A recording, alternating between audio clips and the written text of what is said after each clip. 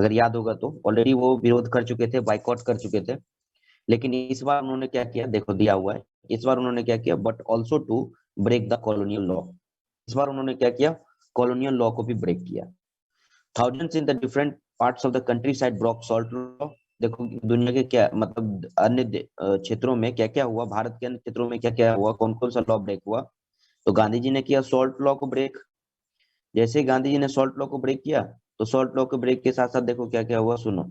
इसके अलावा क्या हुआ कि नेक्स्ट में क्या, manufacture salt dominated by the front of the government of salt factories as the government spirit foreign cloth was boycotted. इसके अलावा क्या हुआ, फॉरेन क्लोथ को बाइकआउट किया गया। लीकर शॉप को बंद करने की बात हो रही थी। पीजेंट रिफ्यूज टू पे रेवेन्यू, जो चौकीदारी टैक्स लगता था उसको खत्म कर दिया गया। विलेज ऑफिशियल रिजाइन, यानी कि विलेज के जो ऑफिसर्स होते थे उन्होंने रिजाइन दे दिया। And many place of forest is people violated forest law, और कई जगह पर क्या किया जाता है, फॉरेस्ट लॉ को भी ब्रेक किया जा रहा था। तो ओवरऑल ये डिफरेंस कर सकते हो, क्या चीज डिफरेंस कर सकते हो, फिर समझ लो क्या डिफरेंस कर सकते हैं। तो डिफरेंस कर सकते हैं एक तरफ एनसीएम को, दूसरी तरफ सीडीएम को। अब एनसीएम और सीडीएम के नेचर में क्या डिफरेंस है, ये तो क्लियर था, नेचर दोनों का एक ही था, थीम एक था। ब्रिटिश के एक तरीके से गवर्नमेंट को पॉलिसी को विरोध करना, और उसको विरोध करने के लिए हम लोग का तरीका था बाइकआउट करना। ये स्टार्ट हुआ 1921-22 में, कर सकते हो। ये स्टार्ट हुआ 1930, ये 1931, और 31 32 से 34, ये याद होगा। एनसीएम का मेन पर्पस था, मेन इसमें थीम था बाइकआउट करना, सिर्फ बाइकआउट करना ब्रिटिश गुड्स का या सर्विसेज का। सीडीएम में पर्पस था ब्रिटिश गुड्स और सर्विस को बाइकआउट करने के साथ साथ ब्रिटिश के जो लॉ बनाया गया है उस लॉ को भी ब्रेक करना। और उसी में देखो कौन कौन से लॉ ब्रेक हुए, तो ये सारे ब्रेक किए गए लॉ कौन कौन से।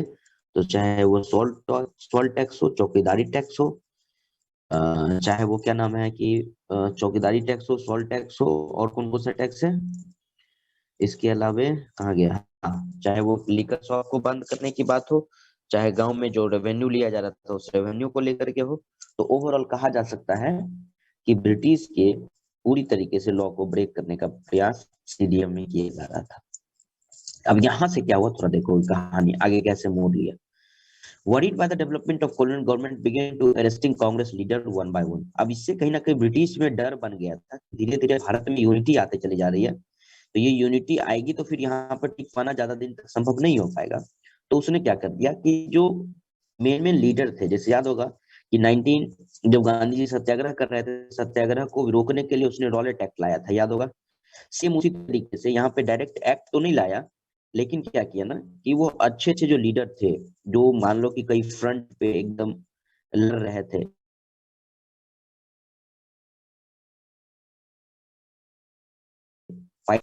इसी के चक्कर में क्या हुआ, worried by the development of colonial government began arresting of Congress leader by one, this led to the violent clash between many places। अब क्या होगा कि जब मेन लीडर को पकड़ लिया जाएगा तो कई जगह पर क्लैशेस देखने को मिला। वेन खान अब्दुल गफ्फार खान, जो कि माना जाता है कि एक डिवोट डिसिपल माना जाता है महात्मा गांधी के एक बहुत बड़े मतलब क्या बोलो मानने वाले लोग, was arrested in 1930, जिनको अरेस्ट कर लिया गया 1930 में। Angry crowd demonstrate of the street of Peshawar. अब जब मेन लीडर को पकड़ लिया गया तो वहां के जो लोग थे वो क्या कर दिए, ब्रिटिशर पे अटैक कर दिए। और ब्रिटिशर पे अटैक जब कर दिए तो facing to the rumour that cars policing fire, ये दोनों तरफ से फायरिंग वगैरह की गई। मेनी वर किल्ड, उसमें क्या हो गया, बहुत सारे लोग मारे चले गए। A month later when Mahatma Gandhi himself was arrested, कुछ दिन के बाद गांधी जी ने खुद क्या कर लिया, अपने आप को अरेस्ट करवा दिया। तो industrialist worker of Solapur attack police post. अब वहां के जो इंडस्ट्रियलिस्ट वर्कर थे, उस इंडस्ट्रियलिस्ट वर्कर ने क्या कर दिया कि अटैक कर दिया पुलिस स्टेशन पे। म्युनिसिपल जो बिल्डिंग थी उस पे कर दिया, लॉ कोर्ट, चाहे रेलवे स्टेशन। यानी ये ओवरऑल अगर कहा जा सके तो दो लाइन यहाँ पे बात समझने वाली थी। पहला बात ये था कि पेशावर से किन्हें अरेस्ट किया गया, तो पेशावर से अरेस्ट किया गया था खान अब्दुल गफ्फार खान को। उनके अरेस्ट करने के बाद इनके जो फॉलोअर्स थे, इनको जो मानने वाले थे, वो ब्रिटिश पर अटैक कर दिए। तो कह सकते हो कि एक तरफ इंडियन एक तरफ ब्रिटिशर के बीच में जबरदस्त फाइट होना शुरू हो गया। एक बात।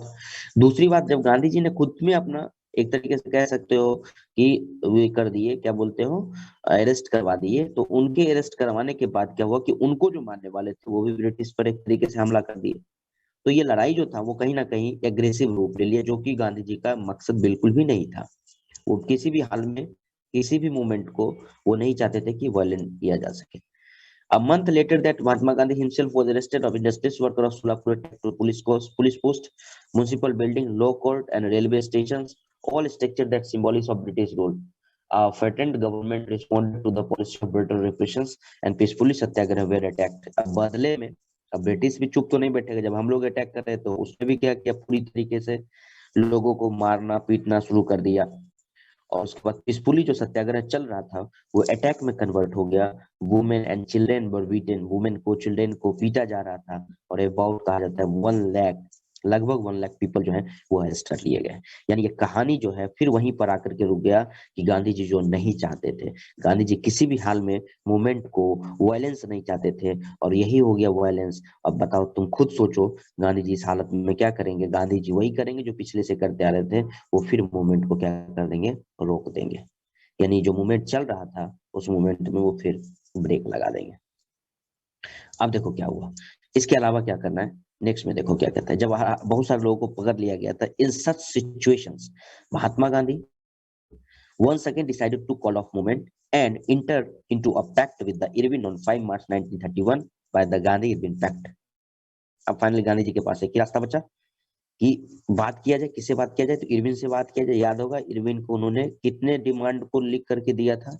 अगर किसी को याद है तो जरा बताओगे कि गांधी जी ने पिछले टॉपिक में हम लोग पढ़े थे, सर इरविन को 11 कितने डिमांड लिख करके दिए? 11 डिमांड। गुड, चलो ठीक, good good.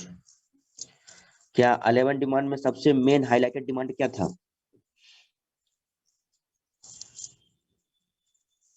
Sir salt law. 11 demand में सब salt law. Good good good good, चलो वेरी गुड। और आगे इसी में हम लोग चलते हैं नेक्स्ट में। आगे क्या है देखो, नेक्स्ट क्या कहता है। तो अब क्या होगा, इस सिचुएशन में क्या होगा कि called off the movement and enter to the pact with the Irwin on 5 March 1931। 5 March 1931 को गांधी जी और इरविन के बीच में एक पैक्ट हुआ, और इसी पैक्ट को नाम हम लोग देते हैं गांधी इरविन पैक्ट, या कहीं कहीं इसी को मिलेगा तुमको दिल्ली पैक्ट, कहीं कहीं यही मिलेगा तुमको, दिल्ली पैक्ट भी मिलेगा, लिखोगे यही पे क्वेश्चन। सुई घोपे का और दर्द उठेगा। कोई दिक्कत नहीं, उतना उतना सॉफ्ट है। तुमको भी लगेगा इसको कहाँ लगेगा? अबे 12 साल का ही है तो। अमित अमित अमित अमित अमित अमित बंद करो माइक तो।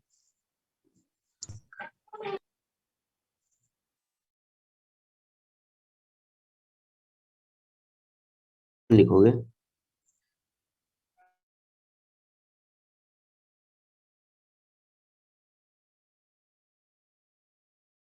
What do you mean by Gandhi Irwin Pact? What do you mean by Gandhi Irwin Pact?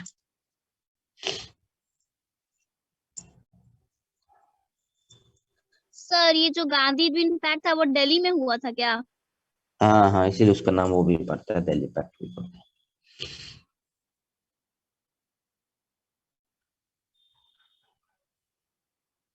लिख लिया क्वेश्चन सब? ठीक है। अब देखो क्या हुआ इस पैक्ट में, क्या रिजल्ट क्या है इस पैक्ट में, क्या क्या बात कही गई। ये तो पैक्ट हो गया 5 मार्च 1931 को, लेकिन अभी तक कंक्लूजन हम लोग नहीं पहुंचे हैं कि आखिर इस पैक्ट में हुआ क्या। देखो, Gandhi ji consented that participate in round table conference. Gandhi ji इस याद होगा फर्स्ट राउंड टेबल कॉन्फ्रेंस के लिए बुलाया गया था। कोई याद, कोई बताओगे हमको कि, एक मिनट पूछेंगे तब बताना, थोड़ा सा रुकना एक मिनट लाइन पे। क्या नाम है, क्या नाम है, क्या नाम है, देखे अखिल, माइक ऑन करो तो। अखिल राज सो गया क्या रे? लाइन पे ही है ना? नहीं है। आदित्य,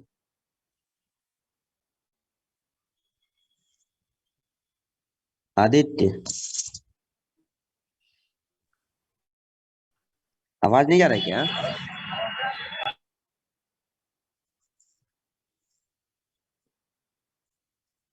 अमरीश? Yes sir.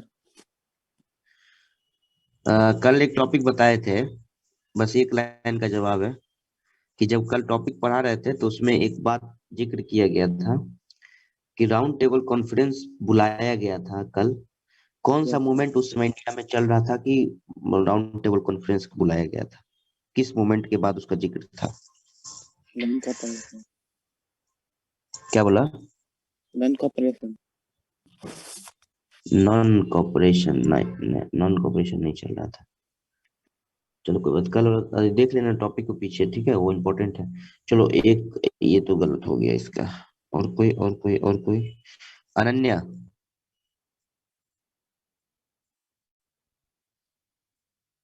अनन्या है या सो गई क्या रे? सबका दिक्कत ये भी ना है कि लाइन पे लगा करके चल जाता है। हेलो सर, हाँ बोलो। मेरा माइक नहीं ऑन हो रहा था। अच्छा बोलो। सर कल का क्लास हम नहीं किए। हाँ तो तब तो माइक ऑफ ही कर लो तो।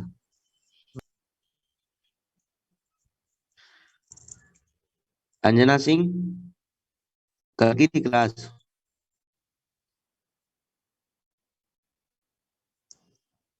चलो कोई इशू नहीं, देखो अगर टॉपिक याद है तो याद है, नहीं तो सुनो क्या था कहानी, अगर किसी को याद है तो, है ना? सर आगे क्या है? सिविल हाँ, मूवमेंट। सिविल डिसोबीडियंस मूवमेंट ना, वो भी नहीं था। चलो किसी को याद है तो बोलो, तो किसी को याद है बोलो, कौन सा मूवमेंट उससे पहले कौन सा एक चल रहा था, इश्यूज चल रहा था कुछ, क्या क्या चल, डोमिनियन स्टेटस। क्या क्या क्या? डोमिनियन स्टेट का डिमांड चल रहा था, गुड। अटेंडेंस ऑफ रहेगा जिनका माइक ऑफ रहेगा,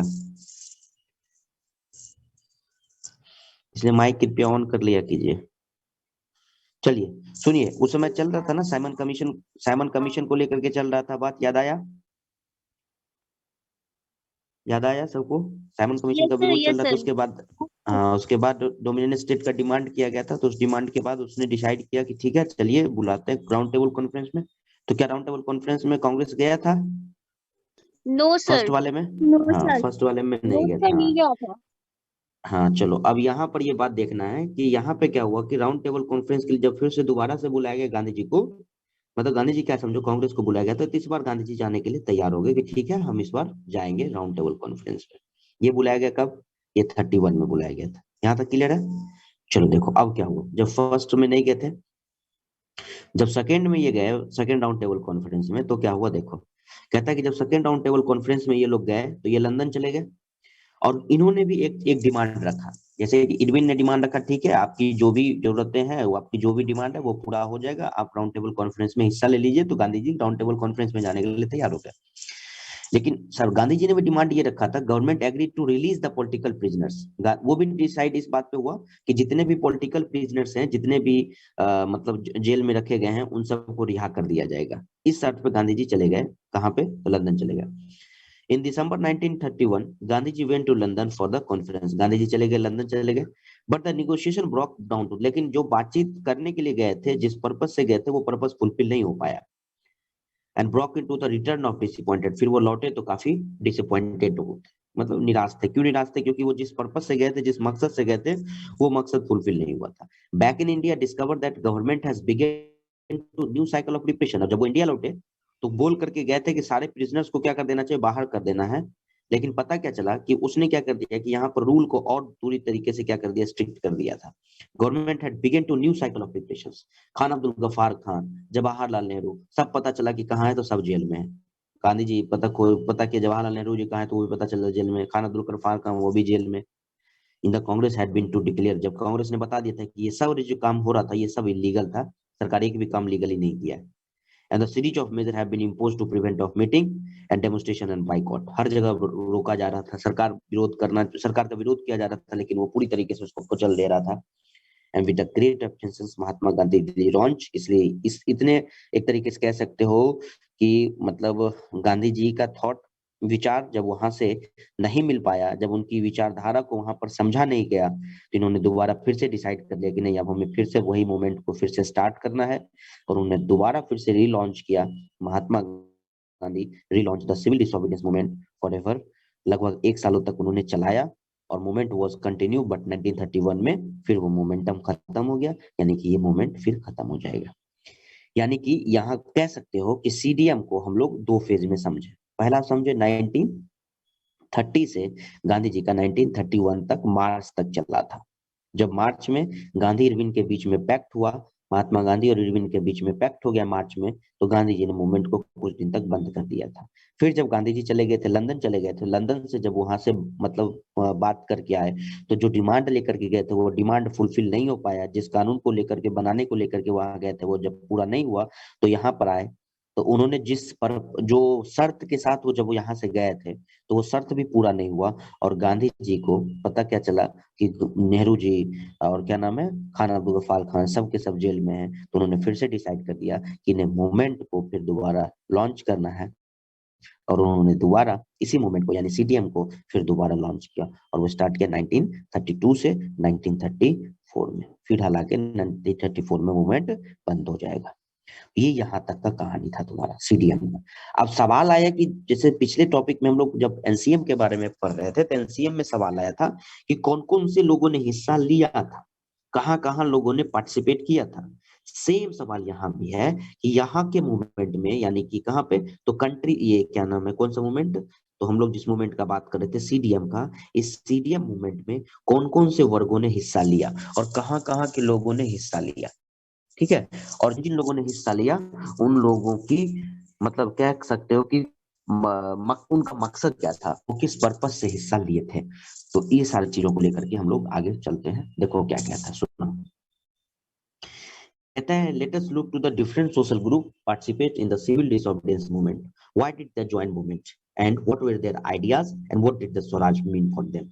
जैसे कि पीछे वाले में तुमको याद होगा कि जब हम लोग एनसीएम पढ़े थे, तो एनसीएम 4 फेज में हम लोग पढ़े थे, और चारों फेज में जो लोग थे उन सारे लोगों का डिमांड क्या था, डिफरेंट था। याद होगा सबको, चारों फेज में, चारों फेज का जो डिमांड था वो बिल्कुल क्या था, डिफरेंट डिफरेंट था।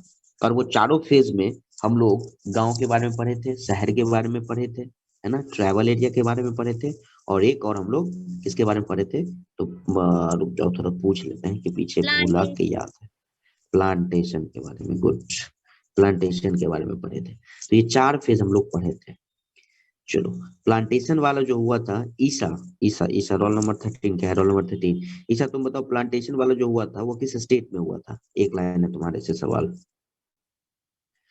बस अवेयर करते रहना। ईसा, माइक ऑन हो रहा है कि नहीं हो रहा है।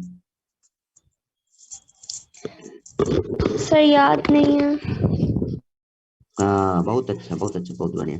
किताब को पढ़ो, याद होगा। ठीक है, किताब पढ़ा करो थोड़ा सा, कोई इशू नहीं है। सर चलो आंध्र कोई प्रदेश में हुआ था। आंध्र प्रदेश में नहीं हुआ था। सर आयुषी, असम में हुआ था। असम में, असम में। सर असम में। हाँ, असम में हुआ था, गुड, असम में हुआ था, वेरी गुड। चलो ठीक है, याद है। नवनीत, निशांत, थोड़ा सा माइक ऑन कीजिए तो आप। नवनीत, देखो यस सर। हाँ, गार्डन गार्डन गार्डन हिल्स किस स्टेट में था। क्या सर? गार्डन हिल्स किस स्टेट में था, जिस स्टेट में ट्राइबल ने मूवमेंट किया था, वो कौन स्टेट का बात था। सर पता नहीं सर। पता नहीं, ठीक है, माइक ऑफ कर लीजिए, किताब पे ध्यान दीजिए। थैंक यू चलो, सर। पायल, ये तो आंध्र प्रदेश में था। पायल किस स्टेट में यस था सर। बुआ। सर आंध्र प्रदेश में। कंफर्म। Yes sir. अच्छा, आंध्र प्रदेश में जो लीडर था उसका क्या नाम था, तुम ही बताओगे। अल्लू सीताराम, राजू अल्लू सीताराम। अल्लूरी सीताराम राजू, अल्लूरी सीताराम। चलो ठीक है, गुड। अनुभव, नीचे से अनुभव, उसका माइक ही नहीं है, बोलेगा कैसे। श्री सिद्ध सिद्ध सिद्ध सिद्ध, नीचे सिद्ध। Yes sir. सिद्ध, तुम बताओगे कि अल्लूरी सीताराम राजू किस लीडर के मतलब फॉलोअर थे। बस एक लाइन का जवाब है। महात्मा गांधी। महात्मा गांधी की किस बात से वो थोड़ा सा मतलब कौन बात पे वो गांधी जी के सपोर्टर नहीं थे। सर आई बताए थे। सा हाँ गुड, चलो ठीक है, वेरी गुड। चलो ऑफ कर लो।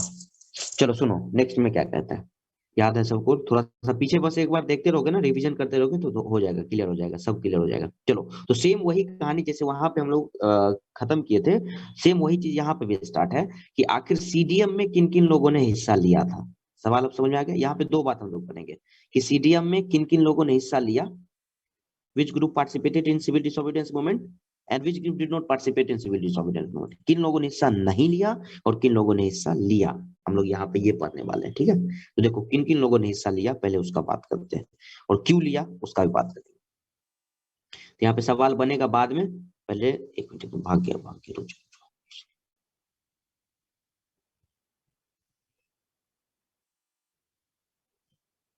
हाँ आगे चला गया या पीछे आ गया?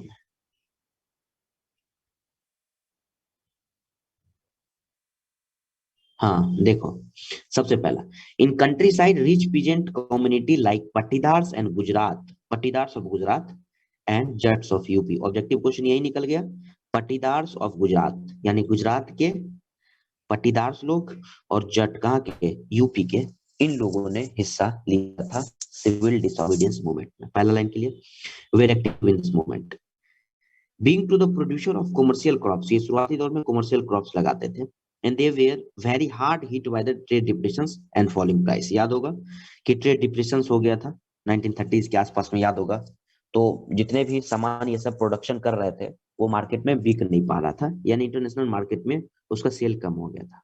एज देयर कैश इनकम जो इनका पहले हो रहा था पहले, वो इनका डिसअपियर्ड हो गया, यानी वो कम हो गया, and found to impossible to pay the government revenue, और इतना कम हो गया था इनका पेमेंट, या इतना कम इनका हो गया था पैसा कि ये जो रेवेन्यू पे करते थे ये रेवेन्यू पे करने में असफल हो गए। अब क्या होगा सुनना यहाँ से, hit by this and trade depressions, falling prices and their cash income disappeared and they found to impossible to pay the government revenue and sir आपकी demand। आवाज नहीं जा रही है क्या? नहीं जा रही है आवाज क्या? सर अब आ रहा है।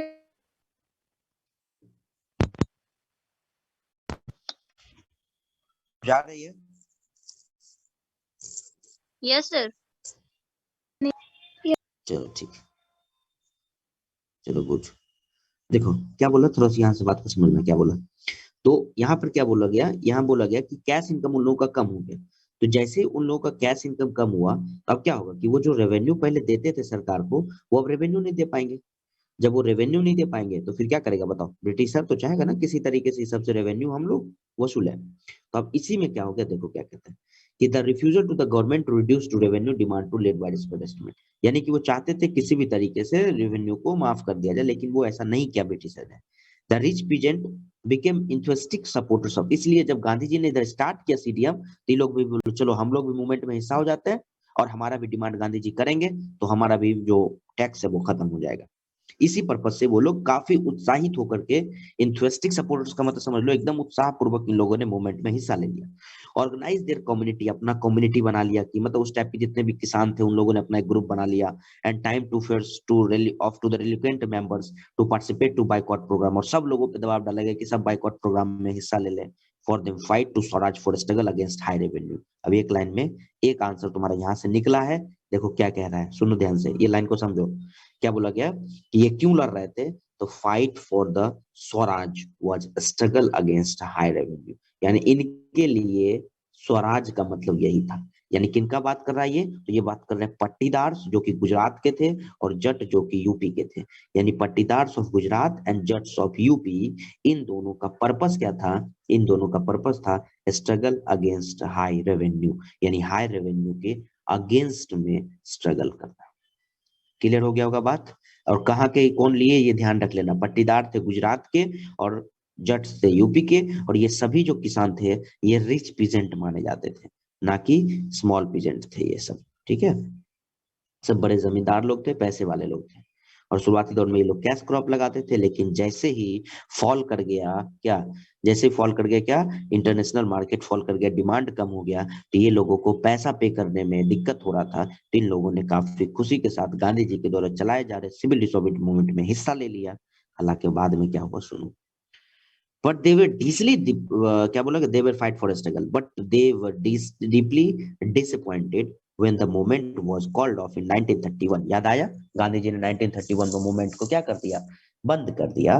तो बंद कर दिया तो यानी विदाउट द रेवेन्यू रेट्स, मतलब इन लोगों ने जिस पर्पज से हिस्सा लिया वो काम भी नहीं हो पाया। काम क्यों नहीं हो पाया, क्योंकि इनका मेन डिमांड था कि रेवेन्यू कम कर दो, और रेवेन्यू कम नहीं हुआ, रेवेन्यू कम भी नहीं हुआ और गांधी जी ने मूवमेंट बंद भी कर दिया। तो ये लोग जिस उत्साह के साथ मूवमेंट में हिस्सा लिए थे उतने ही उदासी के साथ इस मूवमेंट से निराश लौट गए। और कहने का मतलब ये हो गया कि जब मूवमेंट ये लोग दोबारा गांधी जी ने स्टार्ट किए तो इन लोगों ने मूवमेंट में पार्टिसिपेट करने से मना कर दिया। क्यों मना कर दिया होगा, अब बात समझ में आ गया होगा कि जट और पाटीदार ने जिस पर्पज से पहली बार 1931 के मूवमेंट में हिस्सा लिया था वो मूवमेंट बिना फुलफिल किए ही बंद हो गया।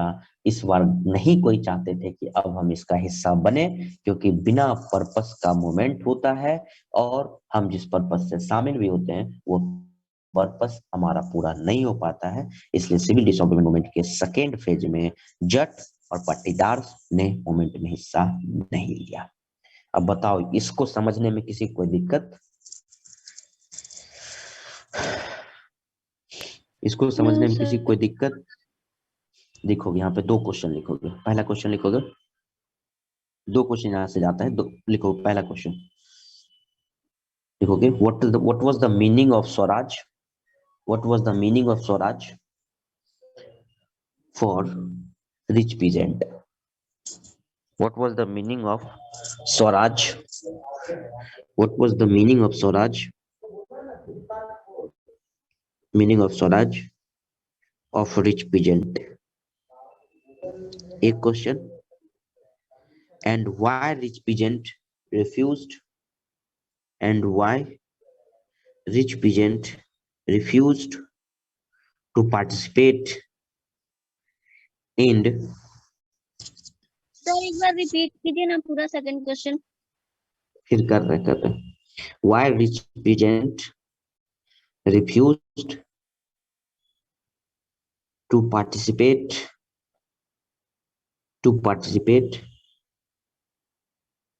in second time of CDM, second time of CDM या second phase of CDM, second time of CDM या second phase of CDM। तो सवाल हो गया, पहला सवाल हो गया कि रिच पीजेंट के लिए स्वराज का मतलब क्या था, फर्स्ट क्वेश्चन। दूसरा question, why did they refuse, क्यों उन्होंने रिफ्यूज किया इस मूवमेंट को, सेकेंड मूवमेंट में हिस्सा लेने के लिए। बताओ इस पॉइंट को समझने में किसी को दिक्कत है तो पूछ लो, इस पॉइंट को समझने में किसी को कोई दिक्कत बोलो। सर एक क्वेश्चन था। हाँ बोलो। सर बोल रहे थे जब गांधी जी हड़ताल किए थे 6 अप्रैल 1919 में, तो उस वक्त गांधी जी जेल गए थे क्या? किस समय? जब 6 अप्रैल को हड़ताल हुआ था 1919 में। देखो उसमें ना, जैसे कि 1919 में जब वो हड़ताल किए थे तो गांधी जी को जेल तो नहीं भेजा गया, लेकिन उन्हें दिल्ली जाने से मना किया जा रहा था। ठीक है, उन्हें कुछ दिन तक अरेस्ट कर लिया गया था। ठीक है, नहीं ठीक है, हाँ समझे। तो उनको क्या कर लिया गया था कि वहां पर कुछ दिनों के लिए वहां से हटा दिया गया था। ठीक है, फिर 1922 में जब मूवमेंट बंद हुआ तब उन्हें प्रॉपरली जो है वह जेल में डाला गया था। नहीं समझे, समझ गए? अरेस्ट किया गया था, अरेस्ट किया गया था कि अगर वो दिल्ली चले जाते, क्योंकि वहीं पर मेनली मूवमेंट का ऑर्गेनाइज होना था, तो वो अगर वहां चले जाते तो फिर क्या हो जाता कि मूवमेंट रूप और बड़ा हो जाता। इसलिए वो नहीं चाहते थे कि गांधी जी, हालांकि गए थे गांधी जी, ऐसा नहीं कि नहीं गए थे, गए थे, लेकिन कुछ दिन बाद फिर उनको क्या कर दिया गया था, मतलब हटा दिया गया था वहां से। फिर बाद में फिर उन्होंने एनसीएम स्टार्ट किया था। तो पूरी तरीके से अगर बोला जाए कि उन्हें कब किया गया था अरेस्ट, अरेस्ट का मतलब होता है ना कि सीधा अरेस्ट करके रख लेना, और एक होता है कि प्रॉपर उनको सजा देना। तो सजा जो उनको प्रॉपरली मिला था या उनको जो कोर्ट के द्वारा जो एक तरीके से गिल्टी साबित किया गया था, वो किया गया था उन्हें 1922 में। ठीक है, यस सर। चलो यहां तक में किसी कोई दिक्कत नहीं होगा। No second sir. फेज अभी नहीं स्टार्ट करेंगे, सेकेंड फेज में पुअर का लोगों का है, तो इसका हम लोग सेकेंड टॉपिक को कल हम लोग स्टार्ट करेंगे, क्योंकि अब टाइम शायद खत्म होने वाला ही है। हाँ, तो इसको यहीं तक रखो, 2 क्वेश्चन था, 2 क्वेश्चन को इसको क्लियर कर लेना, और उसके बाद हम लोग अभी पढ़ने क्या क्या वाले, खाली इसको सुन लो क्या क्या पढ़ने वाले, ताकि दिमाग में बैठा हुआ रहेगा। अभी हम लोग रिच पीजेंट किए, ठीक है। अभी हम लोग करेंगे एक तरीके से कह सकते हो लो पीजेंट, या फिर उसको बोल सकते हो एक तरीके से पुअर पीजेंट, इसके बारे में हम लोग पढ़ेंगे। तब हम लोग चलेंगे इंडस्ट्रियलिस्ट क्लास पे, यानी इंडस्ट्रियलिस्ट क्लास ने क्या हिस्सा लिया कि नहीं लिया उसके बारे में पढ़ेंगे, यानी जिसको बिजनेस क्लास भी बोल सकते हो। फिर हम लोग इंडस्ट्रियलिस्ट वर्कर का बात करेंगे कि क्या इंडस्ट्रियलिस्ट वर्कर ने लिया कि नहीं लिया, यानी रिच, पुअर, इंडस्ट्रियलिस्ट और इंडस्ट्रियलिस्ट वर्कर, यानी 4 फेज में पढ़ेंगे कि किन किन लोगों ने हिस्सा लिया। फिर अगला हमारा टॉपिक होगा कि किन लोगों ने पार्टिसिपेट नहीं किया, ना तो फर्स्ट में ही और ना ही सेकेंड में ही। क्लियर है? ना ही फर्स्ट में और ना ही सेकेंड में किन लोगों ने हिस्सा नहीं लिया, उसके बारे में हम लोग करेंगे यहाँ। ठीक है, तो रखो आज यहीं तक, फिर हम लोग कल मिलते हैं नेक्स्ट टॉपिक के साथ। ठीक है, इसको तब तक पढ़ लेना सब। कोई दिक्कत किसी को? No sir. No sir. चलो ठीक, ठीक है, चलो बाय बाय। Bye sir.